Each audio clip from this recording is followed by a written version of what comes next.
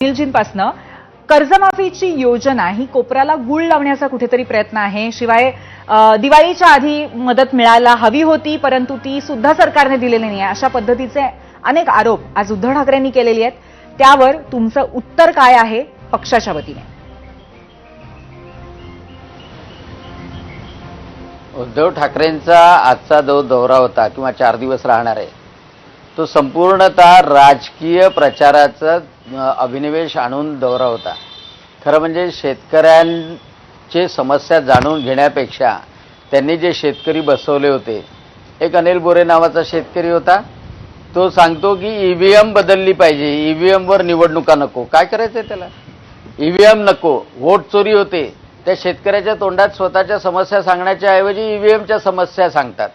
बरं, दुसरी एक मुस्लिम महिला बोलायला आली आणि त्या मुस्लिम महिलेने सांगितलं कि उद्धव ठाकरे इतने बड़े महान हैं कि हमारा एक मुस्लिम आदमी गया था और टाइम देख रहा था, तो उद्धव ठाकरे ने पूछा कि नमाज पढ़ना है क्या, मेरे घर में पढ़ो। म्हणजे हे सांगायसाठी की मुस्लिमांनाही माझ्या घरात नमाज पढू दिला जातो हे सांगायसाठी हा दौरा होता।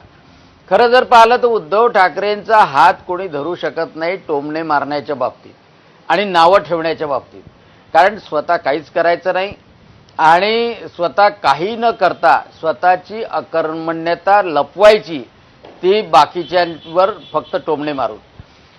आजच्या दौऱ्यामध्ये आपण पाहिलं की त्यांनी कधीच उल्लेख केला नाही की आतापर्यंत 32,000 कोटीचं पॅकेज कोणीतरी दिलं आहे का कोणत्या तरी मुख्यमंत्र्यांनी।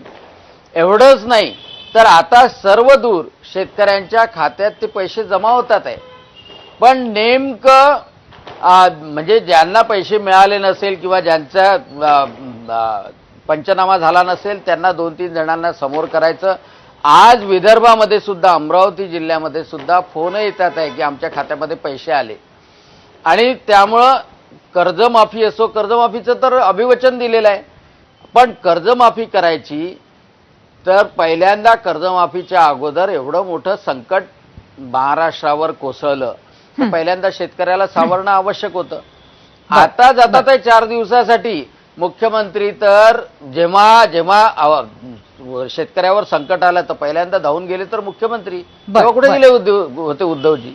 आणि म्हणून आता सगळं झाल्यानंतर शेवटी सहानुभूती मिळवण्यासाठी हा उद्धव ठाकरे यांचा दौरा आहे। म्हणजे कुठेतरी सहानुभूतीसाठी, मतांसाठी, प्रचारासाठी हा दौरा आहे असं आपण म्हणताय।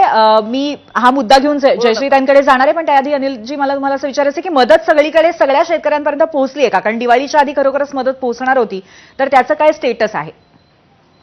निश्चितपणे पहा, 4,000 कोटी रुपये ताबडतोब दिल्या गेले, 11,000 कोटी रुपयाला मान्यता नंतरच्या कॅबिनेटमध्ये दिल्या गेली आणि त्याचं वाटप सुरू आहे। योग्य माणसाच्या खात्यामध्ये निश्चितपणे गेली पाहिजे आणि आता सगळे शेतकरी सांगतात आम्हाला मदत मिळते आणि त्यामुळे तुम्ही फॅक्ट चेक करू शकता, तुमच्याकडे फॅक्ट चेकचं आहे। नक्कीच नक्कीच नक्कीच।